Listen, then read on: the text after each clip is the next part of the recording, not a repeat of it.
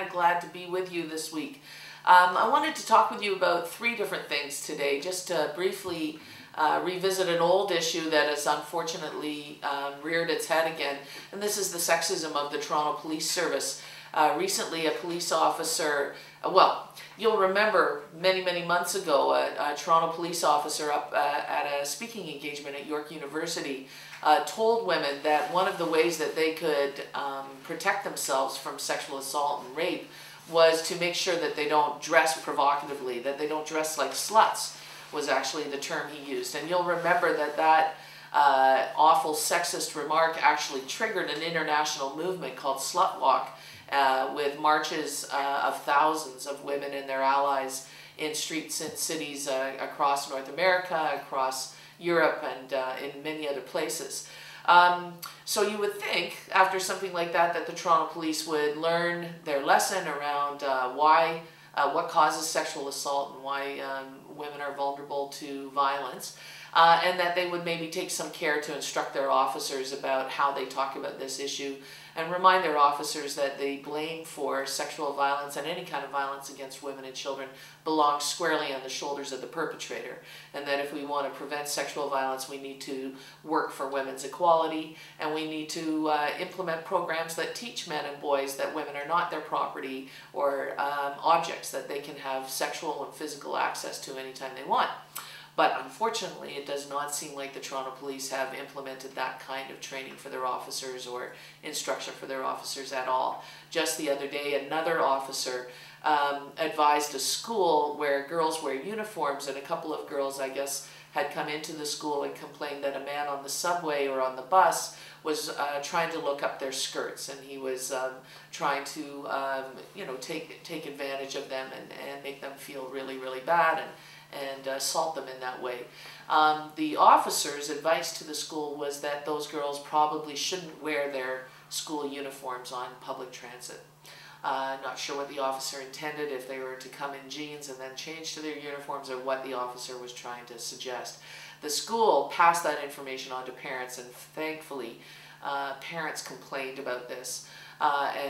This incident made the news. Incredibly, the Toronto Police Service, their spokesperson, Constable Victor Kwong, I believe, defended the officer's remarks and said that people had just taken his remarks out of context, that in fact that this advice was good advice.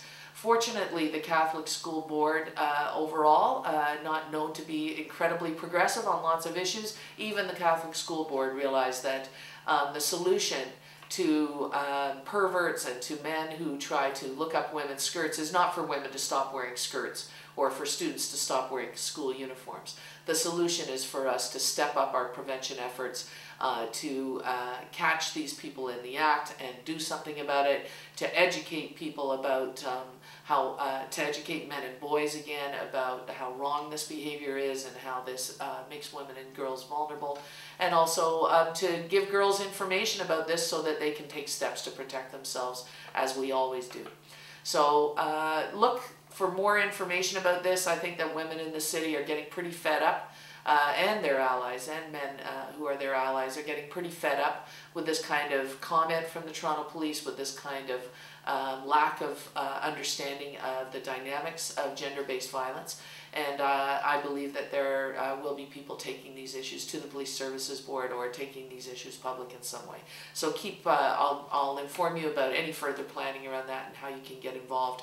I mean, in the meantime, while we wait to organize around this, you can, as an individual, call up the Police Services Board anytime and register your dissatisfaction with the way Toronto Police handle crimes of violence against women.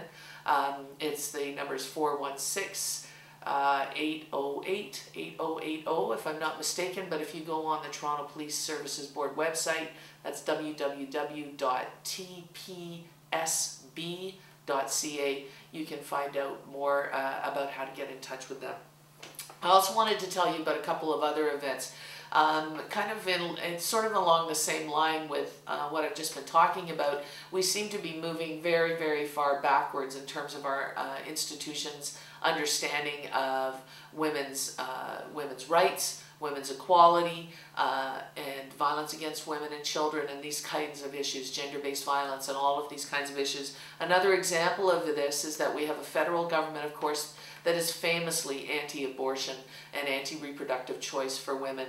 Although they have not challenged the abortion laws in Canada yet, with a majority, it's certainly something that we need to fear. And we did see that the Prime Minister Harper did limit funding for abortion education and abortion provision in their international funding. So the federal government has already decided that although their priority is supposedly women and children's health, particularly mothers and children's health internationally, they will not fund abortion counseling, abortion information about all of the choices women have in terms of their reproductive rights. We also know that the right wing, particularly the Christian fundamentalist right wing in Ontario and in Canada, continues to organize against freedom of choice for women and control over our bodies. So this Saturday, October 22nd at 1 p.m., there is a rally for abortion rights. Don't lose the right to choose. People are meeting at the northeast corner of College Street and University Avenue in Toronto. I believe this is organized as a counter rally, so I don't know all the details, but I think there may be an anti-abortion, anti-choice rally happening perhaps close to there, maybe at Queen's Park. So the pressure is being brought, and it's important for us to rally and to come together and to show the Ontario government and show these people who would limit women's right to reproductive health and reproductive choice. We need to show them that we will not let that happen. And so there is, I encourage you to join me on Saturday, October 22nd at 1 p.m.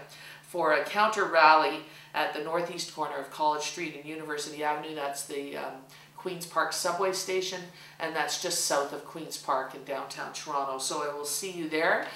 We need to make sure that the Conservatives are not, especially with this minority government in Ontario, that Conservatives in this province, people who would seek to limit women's control over our bodies, would seek to take our choices about our bodies out of our hands. We need to make sure that they understand that women and their allies will not stand for this in the province of Ontario nor across the country. So I encourage you to come out to that. And lastly, I just wanted to talk with you a little bit about Occupy Toronto. I'm sure you're familiar with it. Make sure to visit their website. It's www.occupyto.org.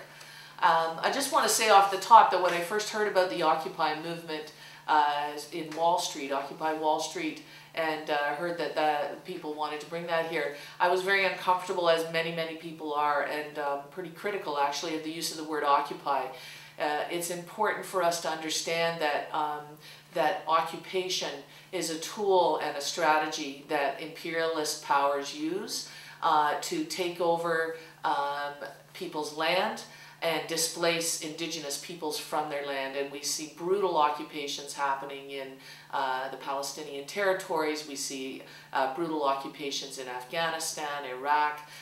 There have been many occupations around the world, certainly corporate-style occupations of people's lands in many countries in Africa and South America, right around the world. So,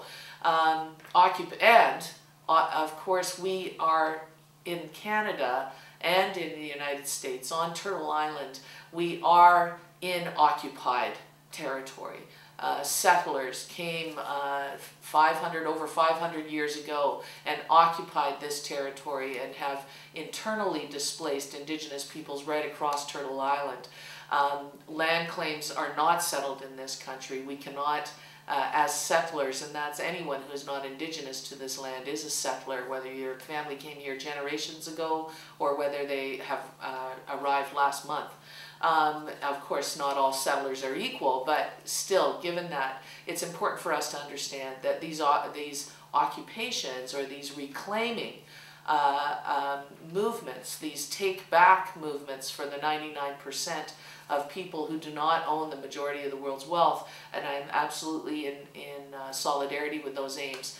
But we need to understand that we are on occupied land, and we need to acknowledge that in all of our movements, not just the Occupy movements. So, having said that, it's still, I have seen that that realization growing amongst people who are part of Occupy Toronto, as well as many of the other Occupy movements.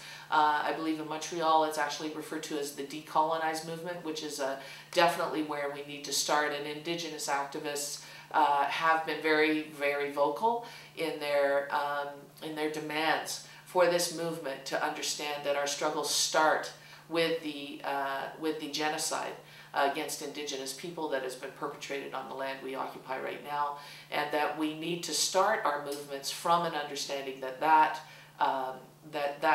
decolonization is necessary and the foundation for the other movements that we want, to the other revolutionary changes that we want, whether that's an end to patriarchy, whether that's an end to capitalism, or an end to white supremacy. This is all certainly founded in the need to decolonize, not only to make sure that Indigenous peoples' land claims are settled, that they are supported and given paid the money that they are owed and given the control over their own destinies, that is returned. So we not only have to start there, but we have to implement that in all of our organizing. Having said that, the Occupy Toronto movement is happening. It's down at the St. James Cathedral Park. It's on King Street, very close to King and Church Street. I encourage everybody to head down there. They really could use support. There's probably about 100 people, 150 people who are camping in the park. It's quite wonderful to go down there. It's quite uplifting. You're going to see incredible self-organization. People really working hard to be democratic, to come to consensus about issues, working hard to sort out all sorts of different kinds of issues, whether it's what action to take, what demands the movement has, how to organize the campsites and make sure that things are cleaned up and everybody's fed and safe. So I do encourage people to become involved in this. Not everyone obviously can camp out overnight or stay down in the park, but people can join the protest. You can keep on top of what's happening by going to their website, and again, that's www.occupyto.org, where you can find out about meetings coming up. They need donations, they need tarps, they need food, they need blankets, they need help with the medical tent, they need money. So there's lots of different ways you can get involved. There are a couple of meetings each day of what they call the General Assembly meetings, where decisions are made about going forward, and anyone can participate in those and they have ingenious ways of making sure everybody gets the message about what's going on and can stay involved. I'm sure you've seen some of those ways, you know, the famous mic check stuff where people speak in short sentences and it gets repeated through the crowd. Anyways, it's a really interesting and just a really interesting thing to become part of. They're also looking for people to facilitate all sorts of kinds of workshops. So I know many of you who subscribe to Las Perlas and check in every week with Las Perlas. I know many of you have fantastic skills in the area of facilitation, de-escalation training, marshalling. I know lots of you have been part of many, many different movements and demonstrations. People who understand principles of harm reduction and being supportive for people with a mental health crisis or dealing with mental health problems. So anyways, I encourage you to go down to the park when you can, volunteer a couple of hours, take down some extra food, make a hot meal, take that down. They can really use the support, and of course keep on top of the different marches and things that are being planned, because the idea is to, as I understand it, to bring the issues of the minority, the people who do not control the world's wealth to the attention of the majority, and to press for real significant change. We'll see how that develops, but it isn't going to go where it needs to go without your support and without your involvement. So I'll see you down there.